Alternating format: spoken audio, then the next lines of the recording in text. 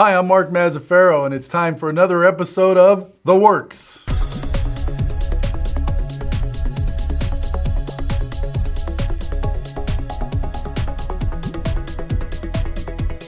And with us today on this special episode of The Works is our Utilities Director, Royce Cunningham. Royce, thanks for being here today. Mark, it's a pleasure.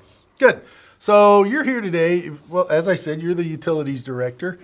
And I asked you to come on today, and Sean was gracious enough to allow you to sit in his chair. You know, he's the star of The Works, Sean Cunningham. He is. No relation to Royce Cunningham. Well, he's supposedly the younger, better-looking Cunningham. Yeah, that's up for debate. But we all know that I got the brains in the family. Yeah, well, yeah, one way or the other. It's worked out well for you, I think.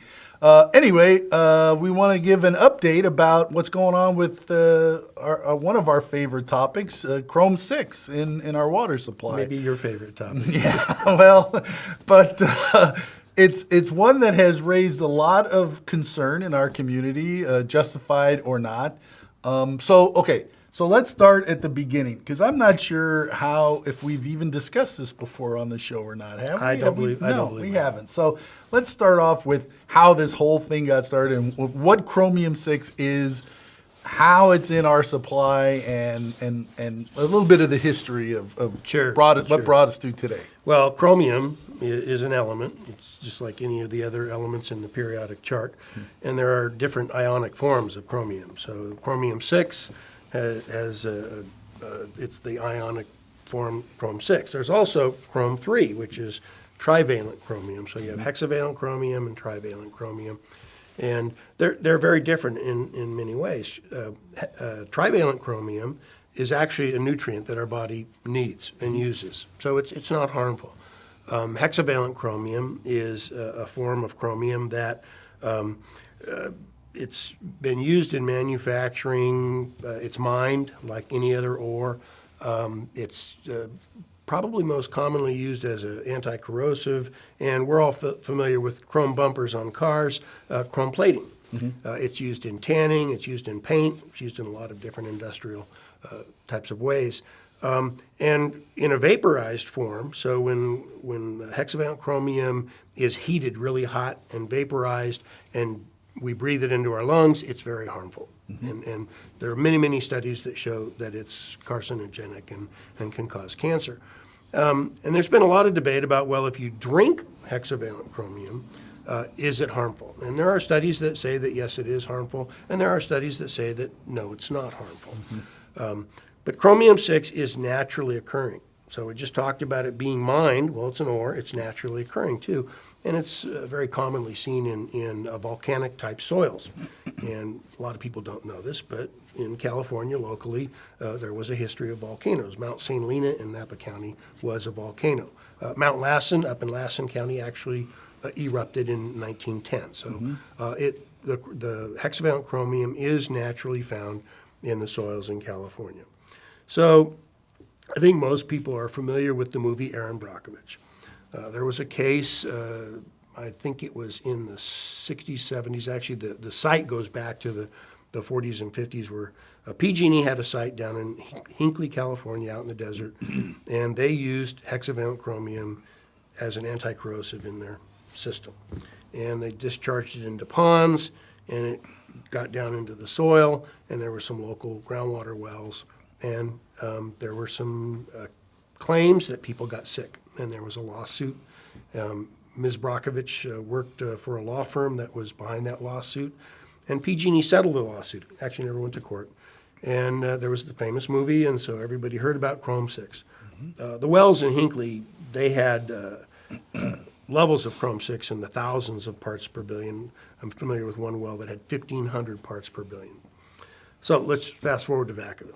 So what's Vacaville's situation? Well, we do have naturally occurring hexavalent chromium in the soils around Vacaville. As do a lot of communities, not just Vacaville. Yeah, and I'll touch on that in a minute when we get into the issue of the regulation. So we do pick up hexavalent chromium in our wells, and it's been there for a long time now. We really didn't start sampling for hexavalent chromium. I think it was about 15, 16 years ago when the state required sample for it. Sure. There are limits on hexavalent chromium not hexavalent chromium, but just chromium that you're allowed to have in your water. So the federal government, the EPA, establishes drinking water regulations for various chemicals. So they have a limit for what's called total chromium, which is both trivalent chromium and hexavalent chromium together. And that limit is 100 parts per billion. So the state of California established a limit a number of years ago of 50 parts per billion. So the state of California's limit is much stricter than the federal limit. And we've been under that limit ever since that limit's been in place. Okay. So now you probably want me to talk about the new Well, limit. Right, and that's kind of what brings us to why you're on today. Because, as you said, it was 50 parts per billion in California. And then a couple of years ago, correct me if I'm wrong, kind of arbitrarily, they lowered it to 10 parts per billion. Well, they did. There was an actual legislative action. And the legislature put forth an item to vote on, and the legislature voted in a new limit for California of 10 parts per billion. But let me interrupt you. When I say arbitrarily, it wasn't based on science as much as it was fear, maybe? Well, there's some. They have what's called a public health goal for all chemical constituents, and it's the idealized. In a perfect world, we would like to see the chemicals at this level, and that limit is very, very low for hexavalent chromium. And again, this is based upon scientific studies. And I always mention something about scientific studies. Is you remember years ago you were told don't eat egg yolks because they're bad for you. Right. Then another study comes out and it says, hey, it's fine to eat egg yolks. They're not bad for you. That other study wasn't very good. And then another study comes out a few years later and goes back to saying egg yolks are bad for you. There are always new scientific studies, and there's always debates about, well, how good are these scientific studies? What did the scientists use for their basis? What was their sample size? And how much data did they collect? And how accurate was the data? And all those kinds of things. So there's a lot of scientific studies out there that are actually kind of debating scientific studies. So the legislature took a recommendation from the state on this public health goal, and when the state sets a limit, one of the things that they're supposed to do is they're not actually supposed to arbitrarily do it. There's supposed to be a number of things that are looked at. One is the science. The other one is the economics, excuse me. So they're supposed to do an economic analysis. Is if we set this new limit, can the people of California actually afford it? Can we reach that limit reasonably? Can you reasonably reach it without, going bankrupting broke. everybody, right?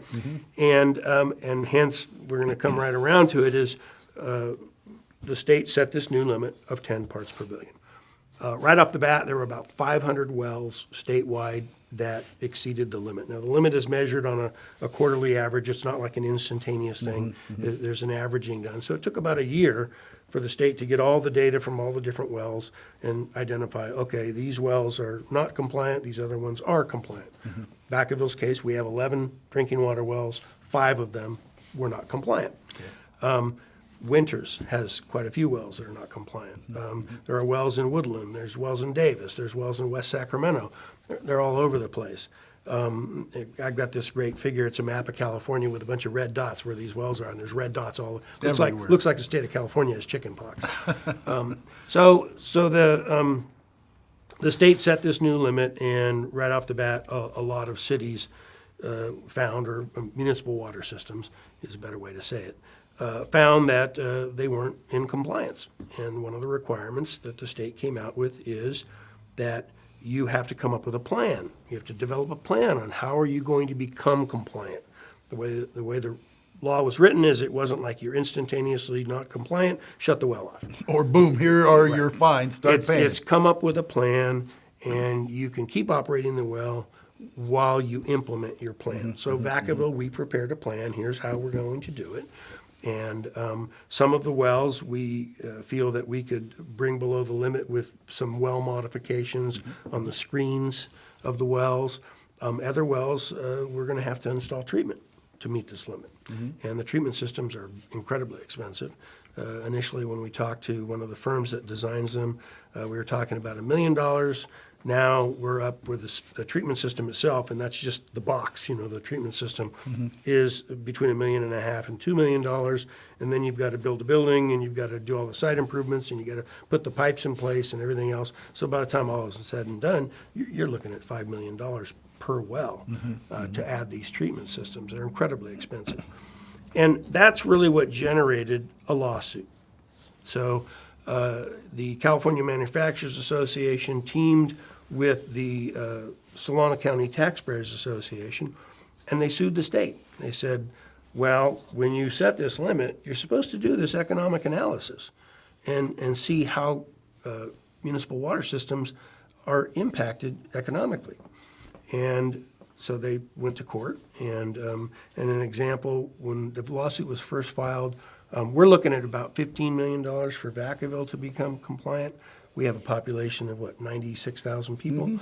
A little town of Winters up the road, they probably have a population of 6,000 people, and we'd heard that their price tag was $32 million. Right. So for a community of that size, for the ratepayers to absorb that cost would be very burdensome on their water bills. So anyway, the judge looked at the lawsuit and said, well, state, you didn't do the right economic analysis. So what the judge did was he basically came out and said that he ruled in favor of the Taxpayers Association and the Manufacturers Association and told the state the limit is no longer valid. Go back and do your homework. And that happened a couple months ago. What that does is it puts the ball in the state's court. They have to determine, do we want to appeal this decision, or do we want to just say, oh, okay, we'll go back and do our homework. We'll do our homework. And that's what they did.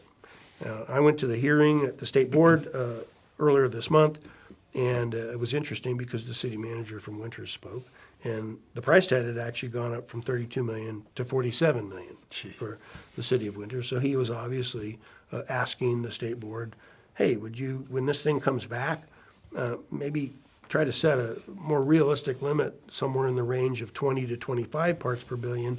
So I think most people are saying, okay, we understand you want to lower the limit from 50 parts per billion, but let's just not drop it all the way down to some number that is basically going to bankrupt a number of these community water systems. So that's what's going to happen. State's going to go back and do their homework. The staff person who did the report said that it's going to take 18 months to 24 months for them to do the economic analysis. And so basically what I've been telling people is the pause button has been pushed. We're in a pause mode. We don't know where it's going to end up at some point in time, maybe in 2 years. The state will come back with a new MCL. Will it be 10 parts per billion? Will it be higher? Will it be lower? We don't know. It's going to depend on what the economic analysis says. And okay, and that brings me to a question. So, and I, at the risk of sounding like I'm in favor of a very low number, by the same token, isn't it kind of dangerous to set a standard based on the cost versus the impact health-wise? I mean, okay, it's 25 parts per billion, we're not going to bankrupt you, and we feel it's safe. But at 10 parts per billion, it's even safer, but everybody will be broke. Do you understand where I'm going? Yeah, I certainly understand. And I run a municipal water system, and we want to provide our customers with the highest possible water that we can. But it also has to be economically feasible for them to be able to pay for it. Now's my chance to bring out a prop. Okay. Because I'm going to turn this so the camera can't see which water company this is, but the problem with this regulation is that it is not consistent. Again, I mentioned that the federal limit is 100 parts per billion. California, with this new limit, is the only state in the United States, it's the only country in the world that I'm aware of that had a limit this low. Now, this bottle of water this is tap water. I filled it this morning from the tap here in the studio. But the reality is bottled water is not regulated by the state of California. Bottled water is regulated by the Food and Drug Administration, which is a federal agency, and they use the federal limit. So bottled water that you buy, and I've had a number of our customers here in Vacaville call me on the phone and they say, I'm not going to drink your tap water, I'm going to drink bottled water. Right. Well, bottled water is regulated by the federal standard, which is 100 parts per billion. So in theory, this bottle of water, when you buy it off the shelf, could contain up to 99.9 parts per billion Right. of Cr+6, and it would be completely legal. I'm not saying that it does contain that much water, but it could. Right. And this is the problem with the regulation. It's very inconsistent. My wife and I might want to drive up to Reno and go see a show. Well, we're in Nevada and we drink water. We're drinking water that only needs to meet a limit of 100 parts per Right. billion.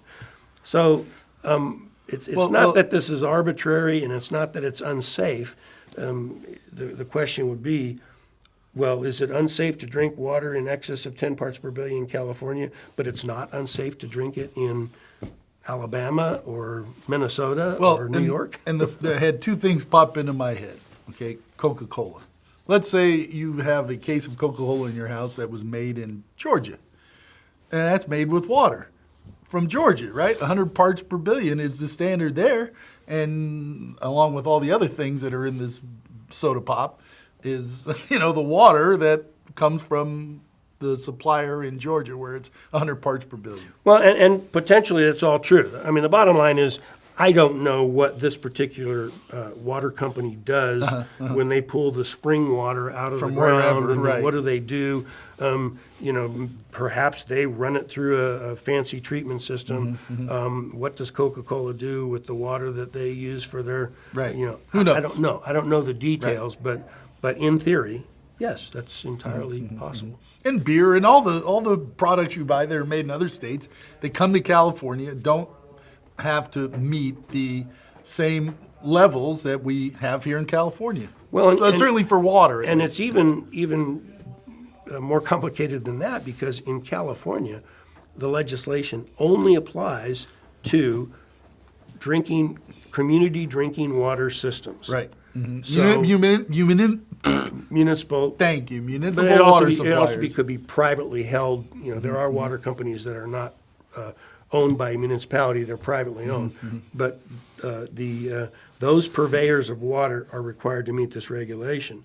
But if a soda pop company decided to come and build a bottling facility, a manufacturing and bottling facility in California, and they sunk their own deep well, and then brought that water up, or even sold that water in a bottle, they're not required to meet the 50 parts Right, per billion. right, So, there you go. so the regulation is complex enough that there's kind of it's not a level playing field for everybody. Right. The legislation was targeted for community water systems. Sure. And take it a step further, I own a ranch here in Vacaville, and I have a well on my ranch, and I'm not connected to the city water supply. No regulations there, there's right? No regulation on that. No. So, yeah, I guess, there's all kinds of issues with this legislation in terms of the fair and even application, and really, if the whole idea of a safe drinking water supply. Yeah, it's just, I personally feel that this particular legislation it's inconsistent. And in my field, we need consistency. You need to be consistent. I'd prefer to see legislation that's consistent, that applies to everybody, that's backed by good science, and good economics. And that's really what makes for good legislation. So, and we can't emphasize this enough. We've sent out notices as we were required to do. We have a lot of information on our website about it. There's a ton of information about Cr+6 on the internet and anywhere else you go. But our water is safe to drink. I've been drinking it for 30 years, and I'm not aware. In fact, the city has been relying on well water since the 50s. The original wells were installed in the 50s. Most of those have been replaced because they reached their useful Age, life, yeah. and new wells were installed. But The city's been relying on its groundwater for many, many years. It's very high-quality groundwater. Right. A lot of people complain because it's hard. It's got hardness in it. Hardness is minerals. Right. So you get the spots on your glasses or the spots on the windshield of the car when you wash it. But it's very good water, and it's completely safe to drink. Legislation comes and goes. Just because a new law comes into place, it doesn't mean that instantaneously you're in danger. That's one of the things that the state said about this regulation when it was adopted was this is not an immediate, urgent endangerment. You can keep drinking your water. The whole idea was, and I think his name was Marco Pacheco, a representative from the Water Board. He said it would take decades of drinking large volumes of this water for your risk of getting cancer to be increased. And so you can see even the state is acknowledging that, the statistical possibility of getting sick from this is pretty low. You're probably, at a higher risk of getting injured in a car accident or getting sick from breathing, smoggy air Right. in the valley from the smoggy days, those kinds of things. Well, and look at it this way, based on what you just said about the replacement of the state the wells and updating the wells, it's probably safer now than it ever has been in terms of our drinking water.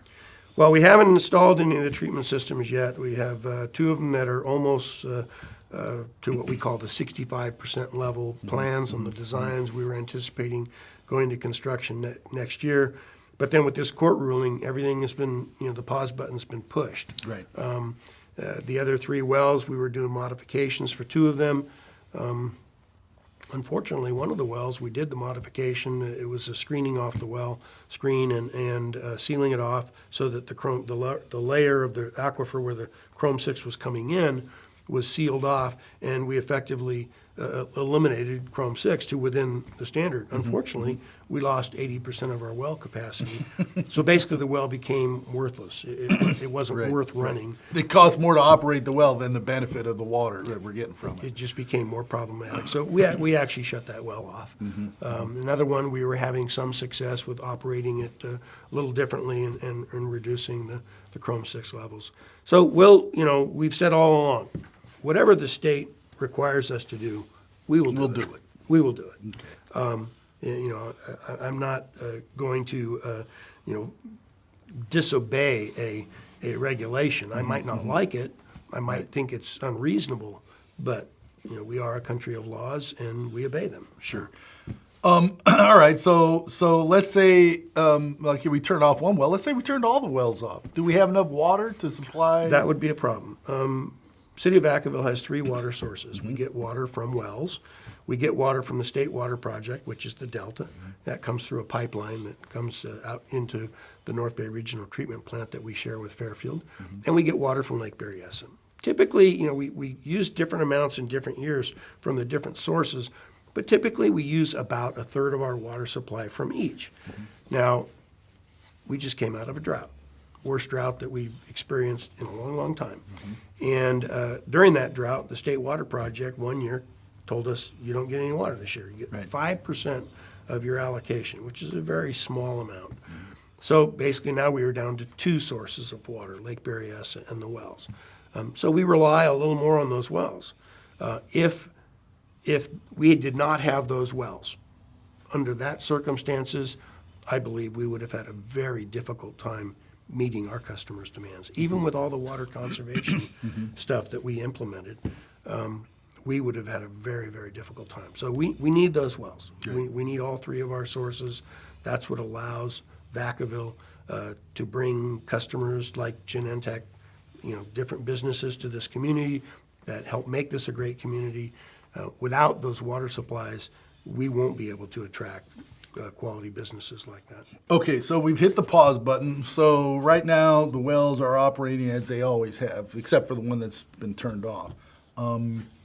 If in 24 months they say, all right, we've done the analysis and 10 parts per billion is just fine, then we start up again? Is that what happens? Yeah. I mean, we just... We'll dust those plans But of off course- the shelf and start them right back up again. Right, but 2 years from now, you said 5 million, it'd probably be 6 million now per well. Oh, I mean, I'm the Well, one of the hopes that we have, and this is something that I've talked with the state board staff is the pause button is actually good, because when this regulation first came out, there was not a very established technology to treat to these levels, and hence it was incredibly expensive. Sure. Now, maybe in a couple of years, we'll see the technology catch up with the regulation. And maybe I'm being hopeful here, but maybe the price of some of these systems, and there may be other types of systems different than the one that we're looking at. Right. And we may be able to interchange a different system. I call it a black box. I worked for years in environmental consulting, and I cleaned up pollution sites in the Bay Area and actually throughout the nation. And I always call it the black box. You know, you've got a facility, and then you got the black box, and the bad stuff goes in, and clean stuff comes out. So maybe we'll just interchange the black box, and it'll be a different black box. These black boxes are very expensive, and they're a lot bigger than a bread box. But that'd be the desire, is that the technology catches up with the regulations. Personally, I would, if the state is really committed to the fact that they want to reduce the chromium limit. Now, currently it's 50 parts per billion for total chromium. If they want to establish a specific Cr+6 limit, my recommendation is, hey, cut it in half. Come down to 25 and try it for 5 to 10 years. Again, everybody's saying that if Cr+6 is a carcinogen, it would still take decades for people to get sick. So cut it in half and observe it for 5 to 10 years. And then if it needs to be cut again, then cut it again. But if you cut it in half, it allows people to catch up a little bit economically. You know, the community water systems can plan for the future. You know, we did a rate increase, and we threw some money into the rate increase to try to help pay for this Cr+6. It wasn't enough for the ultimate price tag that we'll be looking at if things don't change, if the technology doesn't improve and these other things. So that's kind of what we're hoping for. I try to be optimistic and look to the future as, okay, well, there is a way to solve this problem, part of it, see what the state does, and then we'll deal with it, and we hope that industry technology catches up. Yeah, and our mission in terms of water delivery isn't to just, okay, let's just try to meet all these crazy regulations the state has. We want to provide a safe drinking water supply to our residents, correct? That is absolutely true. I mean, you know, I hear lots of things from people because I'm the communications guy, so I send it out and I get it back, and it's like, it amazes me that people think we either we don't want to do it or we don't care. Certainly we care. Hell, most of us live here in town, drink the water, right? I mean, it's not some arbitrary thing that we've decided, okay, sorry, you know, and we go to our homes in Beverly Hills or whatever. You know, we want it to be safe for us and our families and our kids and our grandkids on down the road, you know? So, I mean, I just can't emphasize that enough, that we care about what's coming out of your faucet and the residents in our community.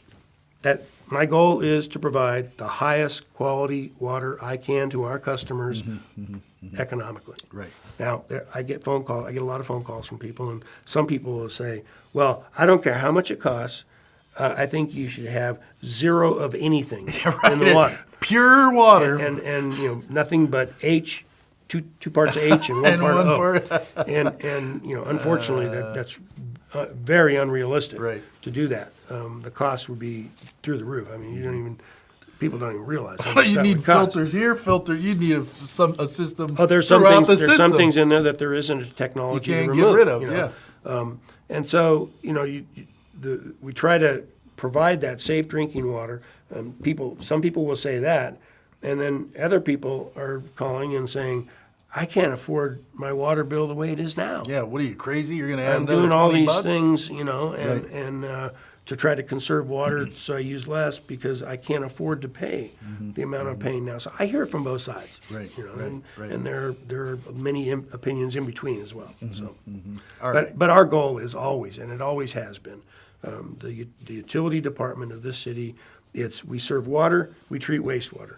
We provide the highest quality drinking water we can to our customers, and we try to provide it at a cost that is reasonable. We also try to take the wastewater that our customers generate, and we treat it so that we can discharge it to the environment in as safe as manner as possible. And we try to do that economically as well. Sure. And that's really the goal of this department. It's pretty simple. Good, good. Well, we've got 18 to 24 months, I guess, now to wait and see what the State Water Board decides ultimately. And then, so we're kind of in a status quo holding pattern. And then 24 months from now, we'll sit down and have this conversation again, and we'll say, here's what's happening. Correct? Sure. All right, good. Well, listen, Royce, thanks for hopefully clearing up what's happened and where we're at now. And again, our website, we've got a page dedicated to Cr+6. It's cityofvacaville.com/CR6. I think it's got your contact or somebody's contact information there. Feel free to too, give me if a they have- call. I do take calls from the public, and I don't try to hide from people. And Right. I've actually given a couple of presentations here in town. I gave one at the community center in McBride for a group of seniors. Right. I do have some presentation material. I'm free to talk to people about this issue. We're not trying to dodge it. We're not trying to hide from it. Right. But we're trying to deal with it in a manner that our citizens can afford. Right. And we can afford, and everybody can afford. Yep. So, great. Good deal. Royce, thank you very much Pleasure. for being our guest today on I The wish you'd have Works. told me that I only need to wear a tie and I could wear Levi's. No, I'm not wearing Levi's. I don't know what he's talking about. And thank you for watching this episode of The Works. We'll see you next time.